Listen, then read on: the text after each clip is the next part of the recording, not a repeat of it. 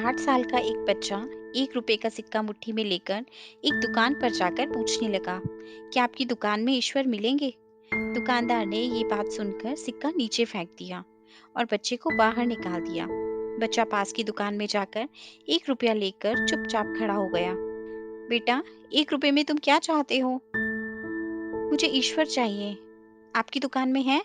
दूसरे दुकानदार ने भी भगा दिया, लेकिन अब भी उस अबोध बालक ने हार नहीं मानी। एक दुकान से दूसरी दुकान से तीसरी दुकान, ऐसा करते-करते वो कुल 40 दुकानों में चक्कर काटने के बाद एक बूढ़े दुकानदार के पास पहुंचा। उस बूढ़े दुकानदार ने पूछा, तुम ईश्वर क्यों खरीदना चाहते हो? क्या करोगे ईश्वर लेकर? पहली बार एक दुकानदार के मुंह से ये प्रश्न सुनकर बच्चे के चेहरे पर आशा की किरण लहराई। लगता है इसी दुकान पर ईश्वर मिलेंगे। बच्चे ने बड़े उत्साह से उत्तर दिया, इस दुनिया में माँ के अलावा मेरा कोई नहीं है। मेरी माँ दिन भर काम करके मेरे लिए खाना लाती है।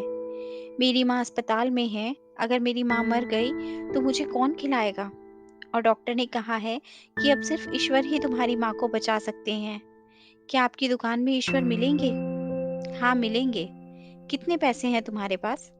सिर्फ 1 रुपया। कोई दिक्कत नहीं, 1 रुपए में ही ईश्वर मिल सकते हैं।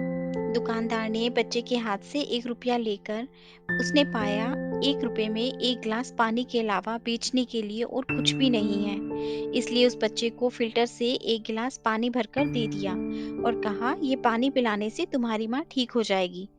अगले दिन कुछ मेडिकल स्पेशलिस्ट उस अस्पताल में आ गए। बच्चे की माँ का ऑपरेशन हुआ और वो बहुत जल्द स्वस्थ हो गई। डिस्चार्ज के कागज पर अस्पताल का बिल देखकर उस महिला के होश उड़ गए। डॉक्टर ने उन्हें आश्वासन देकर कहा, टेंशन की कोई बात नहीं है। एक वृद्ध सज्जन ने आपके सारे बिल चुका दिए हैं और साथ में एक चिट्ठी भी दी है। महिला चिट्ठी खोलकर पढ़ने लगी।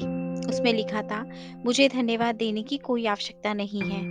आपको तो स्वयं ईश्वर ने ही बचाया है। मैं तो सिर्फ एक जरिया हूँ। यदि आप धन्यवाद देना चाहती ही हैं, तो अपने अबोध बच्चे को दीजिए, जो सिर्फ 1 रुपये लेकर ना समझो की तरह ईश्वर को ढूंढने निकल पड़ा था। उसके मन में ये दृढ़ विश्वास था कि एकमात्र ईश्वर ही आपको बचा सकते हैं। विश्वास इसी को कहते हैं।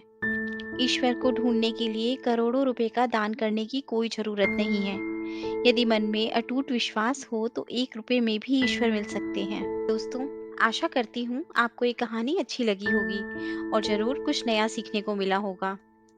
आपका एक लाइक, शेयर और सब्सक्राइब हमें ऐसी ही और वीडियोस बनाने के लिए मोटिवेट करता है।